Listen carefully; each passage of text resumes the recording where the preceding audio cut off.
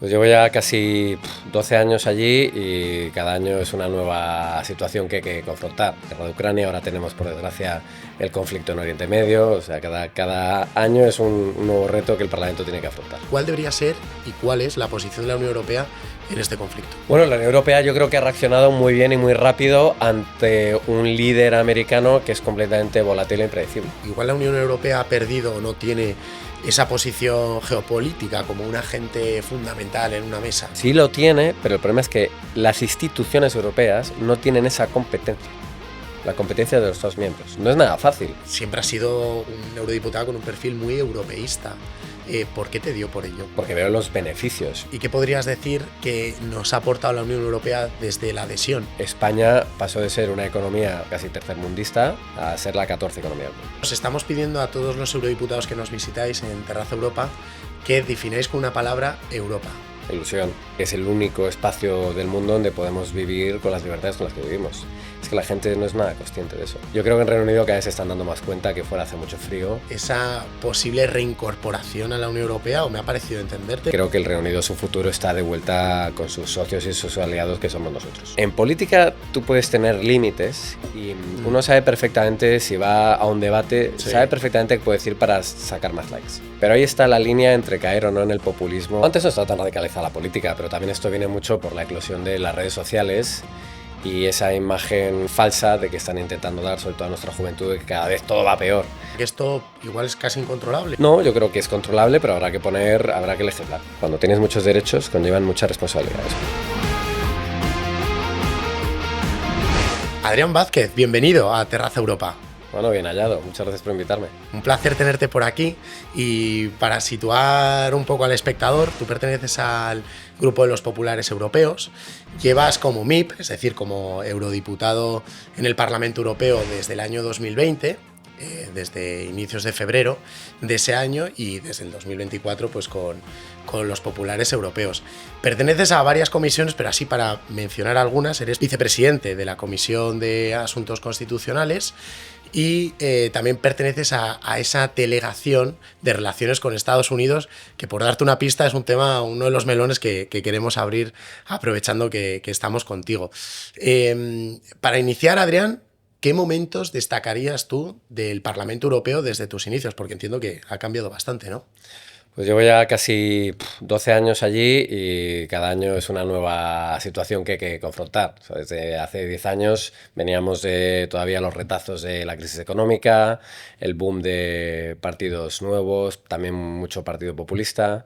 Luego tuvimos Brexit, la pandemia, guerra de Ucrania, ahora tenemos por desgracia el conflicto en Oriente Medio. O sea, cada año es un nuevo reto que el Parlamento tiene que afrontar. De hecho, has mencionado lo de como grupos más populistas, ¿no? En este aspecto, antes igual no estaba tan radicalizado. ¿Cuál es tu opinión? No, antes no estaba tan radicalizada la política, pero también esto viene mucho por la eclosión de las redes sociales y esa imagen falsa de que están intentando dar, sobre todo a nuestra juventud, de que cada vez todo va peor. Cuando realmente si ves los datos, efectivamente tenemos retos que afrontar, pero en términos de nivel de vida, felicidad, balance entre tu vida profesional y personal, cada vez vamos a mejor y estamos construyendo una unión cada vez mejor en ese sentido, que no quita que haya que mejorar muchas cosas, pero las redes sociales están teniendo un impacto tremendamente negativo en nuestras democracias y en la percepción de cómo va el mundo. Esto estará en redes sociales, o sea que nuestro pequeño granito de arena para mejorarlo en ese sentido. Y Adrián, también hay un momento clave de tu carrera dentro del Parlamento Europeo. Fuiste presidente de la Comisión de Asuntos Jurídicos. Claro, es una comisión de gran peso dentro de la propia Eurocámara. ¿Qué momento destacarías de tu etapa como presidente de esta comisión? Pues el primero fue el del Brexit, en el que nos tocó hacer toda la negociación para el encaje jurídico de la salida de Reino Unido y esperemos futura reentrada.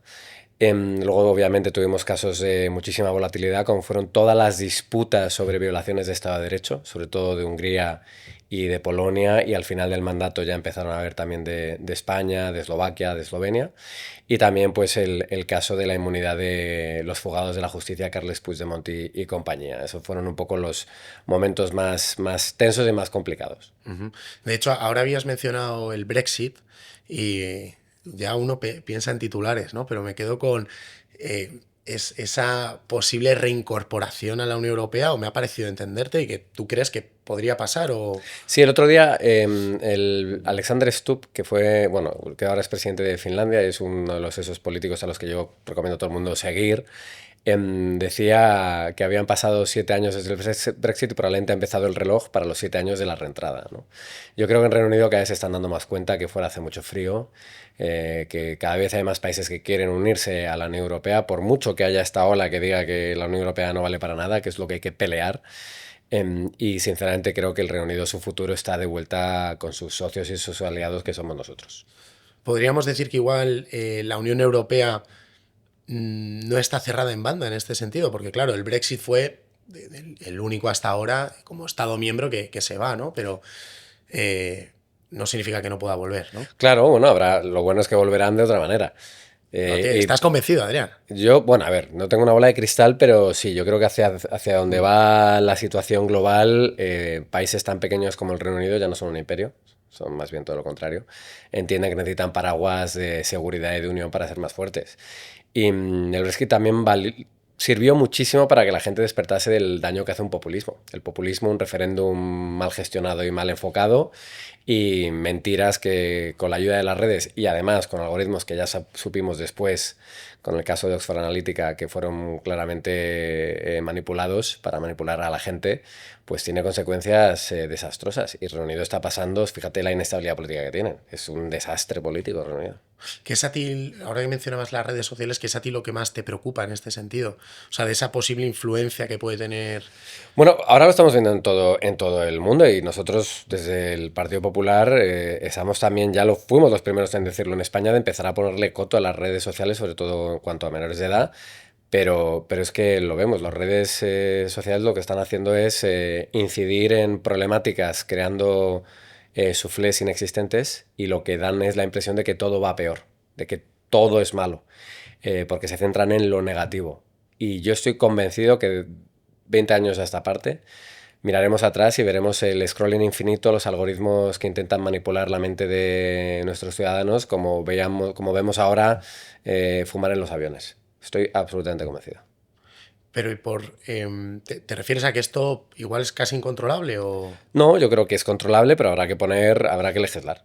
Y estamos en ellos. Hay que ver, pues hay que definir también el uso de los algoritmos, que ya hay muchísima regulación al respecto, la manipulación de la información, la desinformación. Ahora tenemos un grandísimo reto con la inteligencia artificial y con datos y contenido que generan que no es real. Y esto lo estamos viviendo, seguro que tú lo vives con tus padres, tus amigos, tus primos, que muchas veces a mí me llegan mensajes de gente diciendo, oye, esto es verdad, cuando ves clarísimamente que es una manipulación absoluta de la información. Y eso se nota muchísimo, sobre todo si ves los datos de la gente más joven, que probablemente los que nos vean hoy, los menores de 26, 30 años, que son los que tienen más acceso y por lo tanto están más expuestos a esta manipulación, en el que ves su deriva, digamos, de elección política, y va directamente a partidos que lo que fomentan es el que todo es un desastre, todo va peor, no hay futuro, cuando ves que los datos dicen todo lo contrario. Y en ese sentido también lo recojo un poco con el paraguas que puede ser la Unión Europea, ¿no? A la hora de legislar, proteger, ¿no? La regulación de un mercado único, somos los primeros que somos conscientes de esto, y también la parte mala de que nosotros no tengamos grandes compañías tecnológicas que monetizan y generan cierto empleo y riqueza.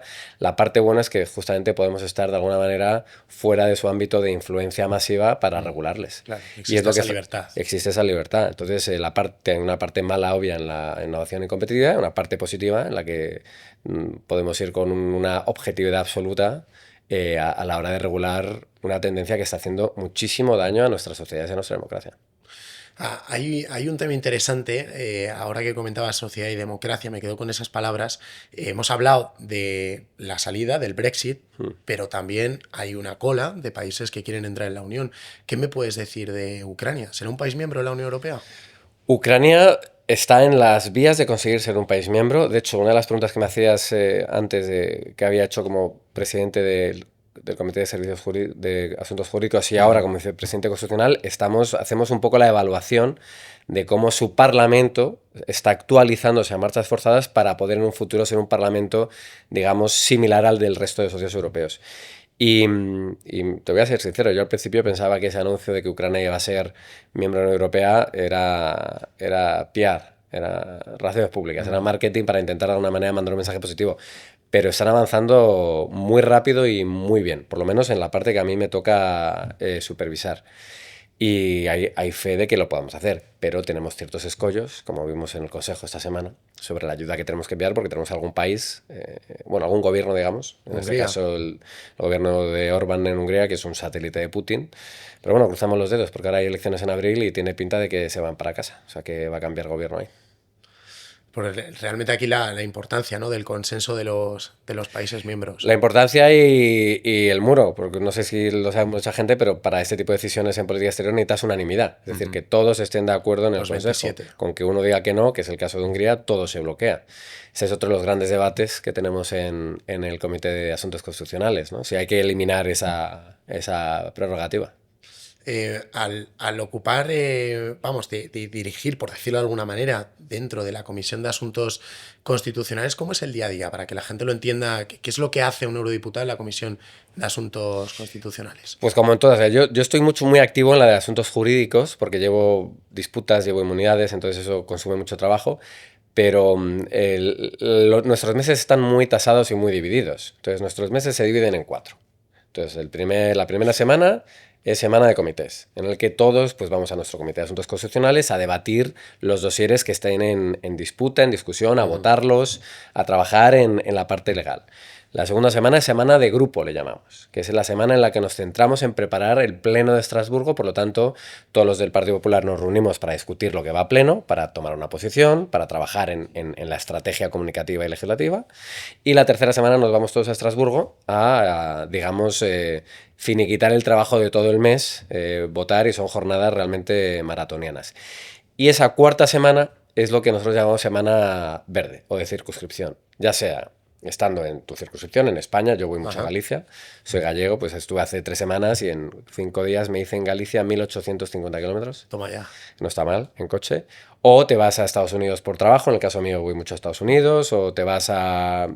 Mira, hoy debería estar en Estocolmo visitando Spotify, que es una empresa de las pocas que están en top 8 de las tecnologías del mundo, pero no he podido ir porque tenía, entre otras cosas, lo de hoy. O sea, que estamos todo el día viajando, y al final es de alguna manera encauzar dosieres legislativos y sacar leyes para adelante. Eso es lo que hacemos nosotros. Otros grupos políticos tienen otras prioridades. ¿A qué te refieres con esto? Bueno, yo creo que los grupos de centro, centro-derecha, centro-izquierda, sí tenemos esa tendencia al trabajo legislativo y a entender las instituciones como una mecánica, como una maquinaria de cambio. Los grupos de extremos, tanto a la derecha o a la izquierda, lo utilizan como plataformas para generar ruido y en algunos casos desinformación y hacer populismo. Y en todo lo que está ocurriendo ahora en el Parlamento Europeo, hablábamos también de que igual pues hay más crispación, más distancia, falta de consenso, pero os estamos pidiendo a todos los eurodiputados que nos visitáis en Terraza Europa que defináis con una palabra Europa. ¿Con qué palabra lo definirías? Ilusión. Ilusión. ¿Por qué? Pues porque es el único espacio del mundo donde podemos vivir con las libertades con las que vivimos. Es que la gente no es nada consciente de eso. Igual porque lo damos por hecho. Yo, por ejemplo, que ya he nacido en la Unión Europea... Igual, yo no nací en la Unión Europea. Un DNI que te permite... Bueno, DNI, o sea, el tipo de libertades y de vida y de modelo de vida que llevamos aquí es incomparable. Es que no tiene ningún tipo no hay debate. Solo tienes que... Yo llevo 22 años viviendo en el extranjero, he vivido en 8 países en mi vida. Es que no hay absoluto debate de que aquí es el mejor sitio para vivir, para desarrollar una vida plena en términos de derechos, de conciliar vida profesional y personal. No hay ningún tipo de debate sobre esto. Y el que quiera debatir sobre eso, y esto es lo que te decía antes de esta ilusión de que todo va peor, pero, y aquí viene el pero, que es el gran reto que tenemos por delante, para mantener este modelo de vida, nosotros tenemos que ser no solo productivos, no solo tener un tejido económico fuerte, sino entender que también cuando tienes muchos derechos conllevan muchas responsabilidades. Un poco como la frase de Spiderman, ¿no? Gran poder. Porque si no, nos comen. Nos comen. ¿Con nos comen te refieres a que todo esto lo podríamos perder? Es que, de hecho, en términos de datos, y aquí sí que tenemos una mala deriva, cada vez tenemos menos peso, tanto económico como militar. si tenemos menos peso en un mundo cada vez más volátil, nosotros no vamos a poder, primero, imponer nuestros estándares fuera, respecto a derechos humanos fundamentales, por un ejemplo, y vamos a empezar a perder nuestra capacidad de mantener la paz interna. Y eso es lo que quieren nuestros enemigos. Porque nosotros tenemos una manera de entender el mundo muy distinta al de los que nos rodean. Ellos están en crecimiento y nosotros en decrecimiento. Entonces aquí muchas veces un poco como cuando se habla con la caída de Constantinopla, ¿no? Y el sexo de los ángeles, pues creo que en la Unión Europea nos estamos perdiendo mucho tiempo en hablar en compliance, regulaciones, todos son derechos, no hay ningún tipo de responsabilidad y eso es un problema. Eso puede, de hecho, llevarnos al fin de nuestro modelo de vida. De hecho, lo hilo un poco con ilusión, ¿no? Que en parte está relacionado con el seguir trabajando para no perderlo. Es una ilusión, pero está cargada de trabajo. Bueno, y es que ahora mismo estamos más en el disfrute y en los derechos, que o producimos o somos fuertes y nos unimos, por ejemplo, militarmente, o es que esto se acaba. Es que esto hay que tenerlo clarísimo. Y hay mucha gente, por desgracia, hay muchos partidos políticos que siguen en su idea de que son todo derechos y ninguna responsabilidad. Adrián, de hecho aquí también para conocerte un poquito más, os pedimos a los eurodiputados que nos visitáis en Terraza Europa que traigáis un objeto que es importante para vosotros. Así podemos ver una faceta más de Adrián en este caso. ¿Qué objeto has traído? Pues a ver, es que yo soy, bueno, voy a decir aburrido, pero eso tampoco es buen PR. Soy muy pragmático. Entonces he traído una tablet que está ya destrozada. Eso es que tiene batalla, ¿no? Mucha batalla, pero porque aquí es donde yo concilio un poco vida profesional y personal. Ajá. Porque estoy constantemente viajando, casi no duermo más de 3 noches en el mismo sitio. Entonces aquí llevo todo lo que es mi ocio, mis libros, mis lecturas, mis películas y mis series que también me gusta ver, y a la vez llevo el trabajo. Entonces aquí llevo mis escritos, llevo mi correo, Entonces, sin esto me meto en un avión y estoy perdido. Que es Adrián Vázquez sin la tablet. Efectivamente, o sea, al final la tecnología también tiene... Sí. Pero hay una cosa importante que no tengo aquí. ¿El qué? No tengo redes sociales. En la tablet no tengo redes sociales. ¿Por qué? Porque para mí son un instrumento de trabajo inevitable, pero a la vez son un elemento distorsionador nuclear. Entonces los llevo en el móvil. Los uso lo menos posible. De hecho, tengo un temporizador para redes sociales. No las puedo usar más de 30 minutos al día. Se me bloquean. Y eso que yo trabajo con ellas. Pero entiendo y veo lo nocivas que son al no tener ningún tipo de control. Entonces, en donde hago toda mi vida no tengo. En el móvil sí, obviamente, porque lo tengo que gestionar por trabajo. Pero eso para mí, esa diferenciación es muy importante y me da muchísima paz mental. Curioso, ¿no? El ser capaces de separarlo, porque la gran mayoría, pues con el teléfono igual haces esas llamadas de trabajo, llamas a los amigos, tienes las redes y todo mezclado. Lo veo como una técnica interesante en ese sentido de saber separarlo. Es verdad, Adrián, que yo tenía dudas porque eres gran aficionado al fútbol y igual me trae un balón de fútbol o no, a ver, a mí me encanta el deporte. El problema es que la edad es... Bah. Entonces yo ya colgué las botas federado con 37 y ahora me estoy dedicando a triatlones. He cogido otra afición. ¿Sí? Entonces, ¿pero ya no juegas a fútbol? ¿O? Alguna pachanga, pero ya no puedo competir como competí antes, soy muy competitivo. Entonces, que me pasen por encima a los jóvenes no me gusta. Y encima eres del Depor, ¿no? Ahí peleando. A muerte. Muy bien. Y Adrián, en este aspecto, aparte, tú has estudiado, gran parte de tu formación ha sido en el extranjero, como por ejemplo en Missouri, estuviste allí estudiando un grado, una formación de estudios internacionales, ¿no? Y con una beca deportiva, entiendo que era por el fútbol. ¿O? Por el fútbol hice allí la carrera, aquí no existía, porque aquí... claro, aquí Relaciones Internacionales y Estudios Internacionales entra como grado con Bolonia en el 2007. Ajá. Yo empecé a estudiar un poquito antes, entonces no existía eso. Yo tenía esa vocación internacionalista y Estados Unidos es el sitio donde se inventó básicamente la teoría de las relaciones internacionales, pero cuesta mucho dinero. Entonces vi cómo puedo ir allí y poder... Entonces, como era buen jugador de fútbol, pero no me daba para ser profesional, pues me presenté a unas pruebas y me ofrecieron 7 o 8 becas y elegí la universidad que más me encajaba. Y ahí que me fui a hacer la carrera. Qué bueno, la importancia en ese sentido de las becas y el respaldo, ¿no? a los jóvenes para que puedan ir cumpliendo su sueño. Otra de las dudas que teníamos, Adrián, también, te lo reconozco, estábamos fuera de cámaras hablando y decimos, igual nos trae un pulpo a la gallega. ¿Qué pasó? ¿Qué fue lo que pasó? Que tuviste tu boom en redes sociales. Ya, eso es un poco... Eso define mucho cómo es ahora la actualidad. con el trabajo que hacemos, pero al final tienes que, obviamente, ceder ante lo que guste y lo que no gusta. Que eso haya sido lo que más impacto ha tenido de todo el trabajo que he hecho y las 2 series legislativas que he hecho, pues bueno, es lo que hay. Pero sí, una queja graciosa sobre un pulpo a la gallega mal hecho en el Parlamento Europeo. Pero bueno, nos va a dar pie porque ahora el 7 de mayo lo que hago es me llevo a toda la Asociación de Pulpeiros de Galicia y hacemos un pulpo a la gallega en el Parlamento Europeo para 200 personas. Vendrá el presidente Rueda, el presidente de la Xunta, y lo aprovecharemos para hablar con la Comisión para que dejen de reducir en las ayudas y sobre todo también rebajen la carga regulatoria que tienen sobre nuestros pescadores, que como sabes Galicia es la primera potencia pesquera de Europa y no nos están tomando en consideración. Entonces lo vamos a utilizar también para denunciar eso y para reclamar que no se olvide al sector pesquero europeo y sobre todo al gallego. Fíjate, porque a raíz de un mensaje en la red social X, todo lo que se ha desatado, pero tal y como lo cuentas, pues con un fin muy positivo de si te soy sincero, situarlo en el mapa. ¿Tú esperabas que pasara esto? Si te soy sincero, en política tú puedes tener límites y uno sabe perfectamente, si va a un debate, sabe perfectamente qué puede decir para sacar más likes. Yo lo tengo clarísimo. Pero ahí está la línea entre caer o no en el populismo y en, por ejemplo, la mala educación, o porque parece que eso ahora es lo que se lleva. Entonces, si ves muchas intervenciones de extrema izquierda, extrema derecha, y algunos no tanto de extremos, ese barro en el que se meten genera likes. Y ahí volvemos al problema de las redes. Entonces, yo eso soy consciente de que puede. Entonces, yo lo del pulpo... sabía que en cuanto lo vi, cuando fui a pedir el pulpo y eso, dije, si hago una carta, aunque lo haga tal, esto va a reventarlo. Sabes perfectamente eso va a reventar. El tema es que tienes que ser muy consciente de no acabar convirtiéndote en un meme, porque al final en política estamos haciendo trabajo serio.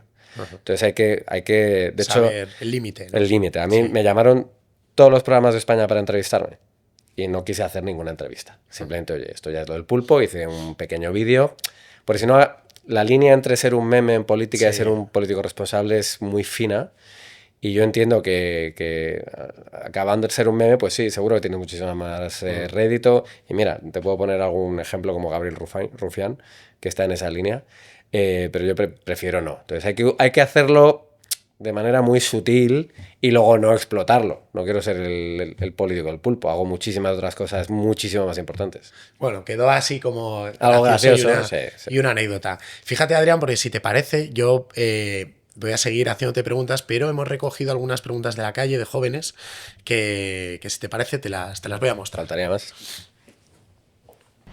Adrián Vázquez, te llegan estas preguntas por la calle. Yo quisiera saber cómo esta relación entre Estados Unidos y la Unión Europea va a afectar en los precios del día a día del europeo de pie. Probablemente haya alguna fecha estándar o límite en el que se deje de pagar los aranceles. Yo le preguntaría pues que si la Unión Europea va a proteger a los países si hay alguno que no se lleva bien con Estados Unidos. ¿Qué respuesta les puedes dar?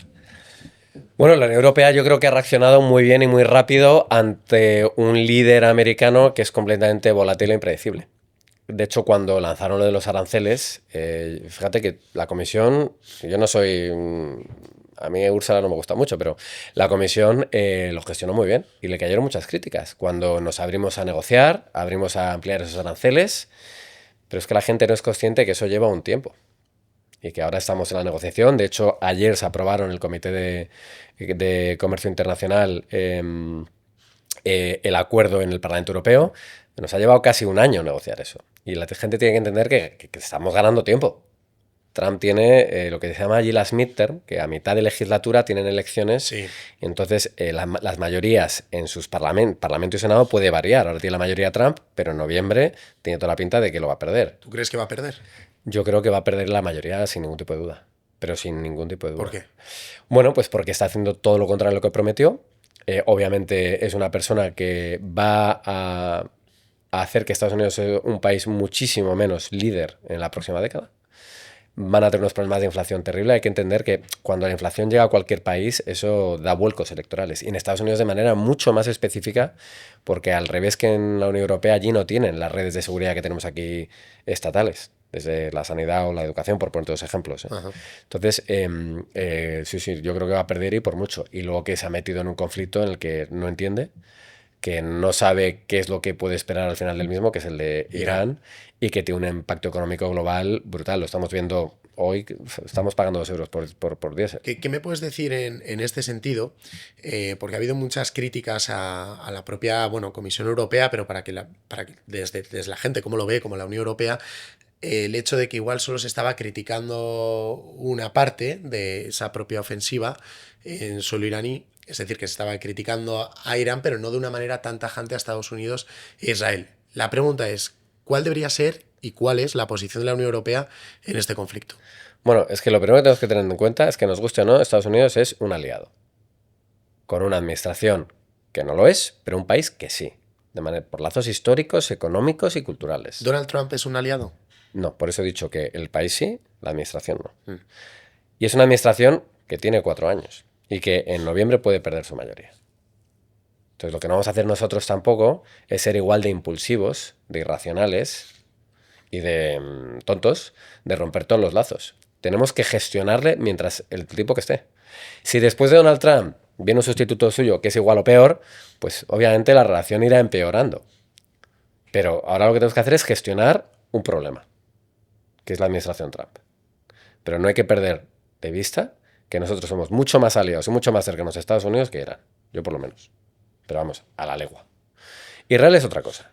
Israel es más complicado.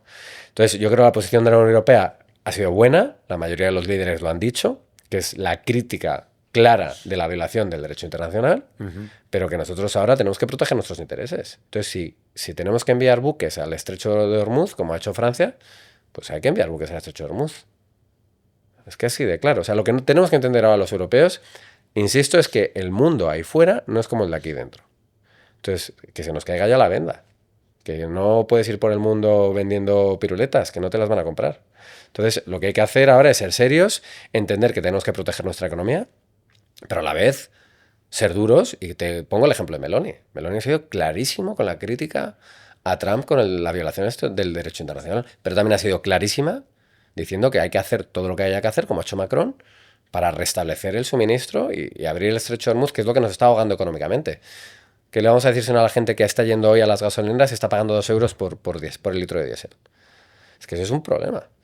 Entonces, ese para mí es la posición. Y luego, ya termino, la Unión Europea no tiene tanta competencia en política internacional. De hecho, no la tiene, son los Estados miembros. O sea, ¿quieres decir, igual la Unión Europea ha perdido o no tiene esa posición geopolítica como un agente fundamental en una mesa? No, sí lo tiene, pero el problema es que las instituciones europeas no tienen esa competencia, la competencia de los Estados miembros. Es lo que te decía antes de la unanimidad. Entonces, no es nada fácil. Tenemos una arquitectura institucional que probablemente no esté preparada para estos retos. Pero tampoco ahora es el momento de abrirla y de cambiarla, creo yo. Entonces con lo que tenemos que conseguir que el sistema sobreviva a un ciclo muy complicado. Pero todos los ciclos políticos son eso, ciclos. Entonces, lo primero que conseguir no romper todos los lazos con Estados Unidos a pesar de Trump, esperar que allí despierten de a quien han puesto de líder para que eso no vuelva a suceder y reconstruir nuestra posición global en la próxima década, porque va a ser muy complicado mantenernos como una potencia, porque es que esta es la otra cosa, somos una potencia económica y política. Lo somos. O sea, nos ven de manera mucho más fuerte fuera de Europa que nos vemos nosotros mismos. De hecho, Adrián, ahora que estabas mencionando que Europa es una fuerza política en sí, tú siempre has sido un político, un eurodiputado con un perfil muy europeísta. ¿Por qué te dio por ello? Bueno, porque veo los beneficios. Yo creo que el haber vivido fuera tanto tiempo, he vivido fuera de Europa muchos años, al final te da una perspectiva que no tiene todo el mundo. Y esto es una cosa que hay que cuidar. Hay que cuidar, hay que nutrir y hay que corregir. Porque obviamente no es perfecto, esto es un experimento político. La Unión Europea es un bebé. Está en el fase probeta, en el experimento. Pero para mantener una cosa tan compleja, porque es que la Unión Europea es muy compleja, es probablemente el sistema político más complejo de la historia, mantenerlo a flote es muy complicado. pero hay que explicar a la gente también y hay que decirles las verdades del barquero. Fíjate que decías ahora el término de que la Unión Europea todavía es un bebé. Ya llevamos 40 años desde la Eso no es adhesión. nada en la historia. Desde la adhesión en la Unión Europea. Claro, ha habido muchos cambios, pero si te parece que hay algunas preguntas que hemos recogido en este sentido. A ver qué les puedes decir. Venga. Preguntaría al eurodiputado si perderíamos nuestros derechos si salimos de la Unión Europea. Bueno, ya han pasado 40 años desde que España se unió a la Unión Europea y si bien han venido muchos beneficios, yo quisiera saber de acá a 40 o 100 años más qué otros beneficios van a venir, ¿no? ¿Qué puede hacer la Unión Europea de aquí a un futuro en cuanto también salarios? Es interesante, ¿no? Porque al final se cumplen esos 40 años en este año 2026 y también, bueno, desde el 12 de junio del 85 que se firmó la entrada, pero en el 1 del 86 ya se hizo efectiva. ¿Qué les puedes decir a estos jóvenes que hacen esa serie de preguntas de, bueno, se cumplen 40 años, ¿qué va a haber de ahora en adelante? Me ha gustado mucho más la primera pregunta que las segunda y la tercera. ¿Por qué? Porque la primera es la conciencia de qué puede perderse si no estamos fuera. Uh-huh. La segunda y la tercera es qué de lo mío. Ya. Y ese es el problema que tenemos. Y en este sentido, centrando un poco el tiro en la primera pregunta, ¿qué podríamos perder? Todo. Nuestra posición en el mundo, capacidad económica, empleos de calidad, poder vender nuestros productos y generar tejido económico fuera, y eso al final en qué repercute en nuestro estado de bienestar. Es que es así. O sea, el estado de bienestar que tenemos se mantiene gracias a nuestra capacidad económica y nuestro peso político. Sin eso no hay nada del otro. Y si te fijas en la pregunta segunda y la tercera es ¿qué hay de lo mío? Sin entender que si tú no estás para aportar, si tú no estás aquí entendiendo que todo lo que tenemos ahora mismo en un mundo muy volátil y muy complejo, es que lo perdemos, lo vamos a acabar perdiendo. ¿Y qué podrías decir que nos ha aportado la Unión Europea desde la adhesión? Bueno, si lo quieres ver desde un punto de vista económico, Uh-huh. España pasó de ser una economía casi tercermundista a ser la 14 economía del mundo, por poner un ejemplo. En términos de derechos y libertades, no hace falta que te explique todo lo que hemos avanzado, ya incluso desde antes de la Unión Europea, en términos de libertades sociales. Lo que hemos avanzado. En términos de oportunidades, ahora mismo tú puedes ser lo que te dé la gana en la Unión Europea. Tienes una red pública brutal. En términos, no hay ningún lugar en el mundo con la salud pública, la educación pública y las pensiones públicas que tenemos en la Unión Europea, específicamente en España. Y a la vez oportunidades en un sector privado puntero en el que tú puedes realmente tener una oportunidad de desarrollarte vitalmente como en ningún lugar del mundo. Y luego en términos de libertades, tú puedes querer, amar, vivir con plenitud de tus derechos, tanto aquí como en Helsinki como en Atenas. Esto no existe en ningún lugar del mundo. Y si la gente me dice, en términos de salarios, bueno, cierto, todo el mundo quiere ganar más. Sí, todo el mundo quiere... preguntaba. Pero es que en eso estamos. Si lo ves en términos de salarios, hay cierto estancamiento. Lo hay.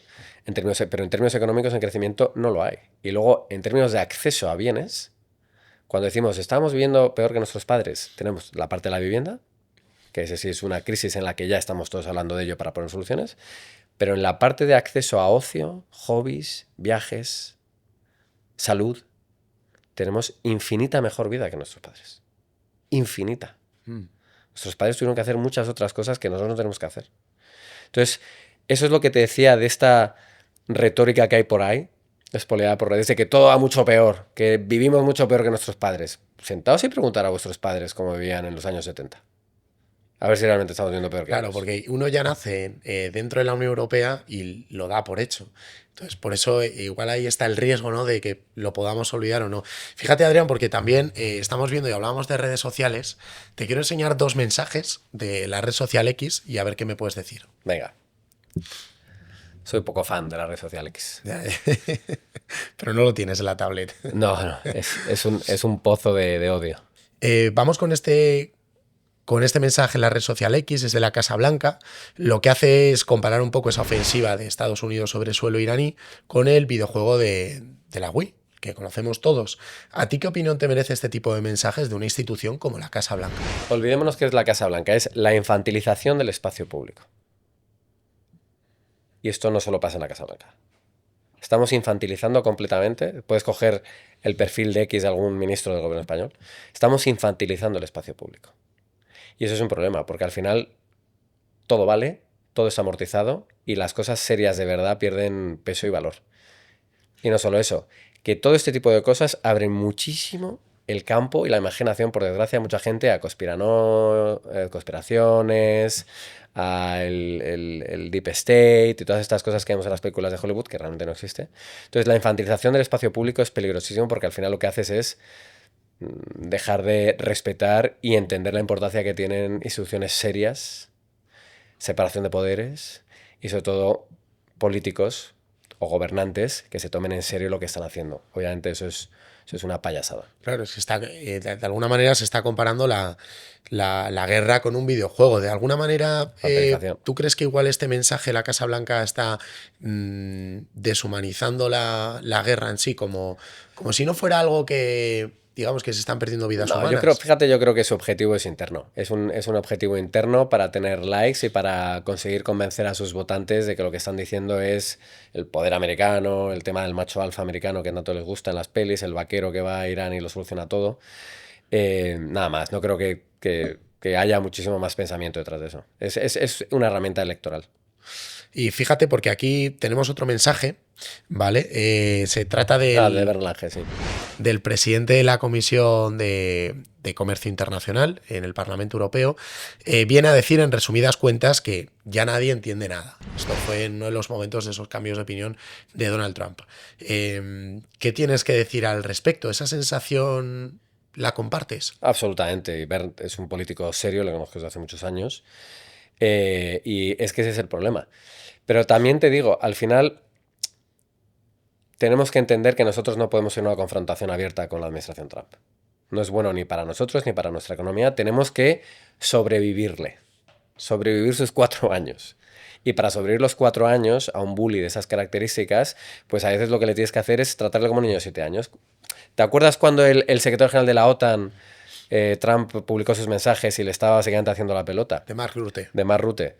Pues la gente se metió mucho con él. Y yo lo que pensé es que es lo que hay que hacer. Si es que hay que tratarlo como un niño de 7 años. Hay que decirle que sí a todos y luego tú gestionar las barbaridades que hace por detrás. Pero hay que gestionarle. Porque es que no nos queda otra. O sea, tú piensas que todo lo que está haciendo Estados Unidos, lo que está haciendo es darle todas las excusas a los poderes periféricos que quieren expandirse a hacer lo mismo. Porque si los que han creado el multilateralismo se lo están cargando, y ahí la Unión Europea, la única manera que tenemos de mantenernos y mantener este jardín de derechos es defendernos. Entonces tenemos que construir un músculo, unirnos armamentísticamente, que vamos en esa dirección, construir una capacidad defensiva que tenga la capacidad de dar miedo fuera y entender que si tenemos que ejercer fuerza y utilizarla para mantener nuestro modelo de vida, habrá que hacerlo. Pero eso es un mundo muy caótico y sería la jungla. Pero es que estamos en una dirección que eso es un escenario posible. Y ya para ir cerrando, no puedo evitar preguntarte, aunque igual ahora no está tan en el foco mediático, pero no por ello es menos importante lo que ha pasado con Groenlandia. ¿Qué debe hacer la Unión Europea frente a las posibles amenazas a esta gran isla? ¿Cuánto tiempo llevas sin ver Groenlandia en un titular en un medio? Pues por lo menos yo te diría un mes. Y no va a volver. ¿Y si vuelve, qué debe hacer la Unión Europea? Es que no creo que vaya a volver. De hecho, Trump, otra de sus grandes cosas que la lía durante 3 semanas, tiene un impacto brutal en todos lados. Es decir, lo que está consiguiendo es unirnos, y a los que están fuera, no a los que están dentro, porque aquí tenemos todavía, parece una quinta columna, sobre todo con los partidos de extrema derecha, que es una quinta columna para reventar lo que tenemos. Lo que está provocando es los que están fuera quieren el cobijo de la Unión. Es que vuelvo un poco a toda la retórica que estamos viendo de que todo va peor. En cambio, todos los de fuera solo quieren ser parte del club. Entonces, que la gente se lo haga mirar, por favor. Pues veremos qué es lo que pasa con este club. Ya ha sido un placer tenerte aquí, Adrián. El objetivo, como te decía al inicio, es acercar Terraza Europa a los jóvenes y acercar lo que es la Unión Europea, ¿no? Te voy a pedir que lances un mensaje a los jóvenes. ¿Qué mensaje les lanzarías? Y mira, ya viendo lo a gusto que estamos, esta es tu cámara, por si quieres dirigirte a ella y adelante. Bueno, pues yo lo que les diría es que yo estoy convencido que casi el 100% de los jóvenes no quieren ser manipulados, no quieren ser tratados de tontos. Entonces, que cuando se informen de las cosas, que se informen en más de un sitio y no solo en redes sociales. Y entonces su voz, su voto, su acción política, si la tienen, será mucho más valiosa y construirá mucho más que destruirá.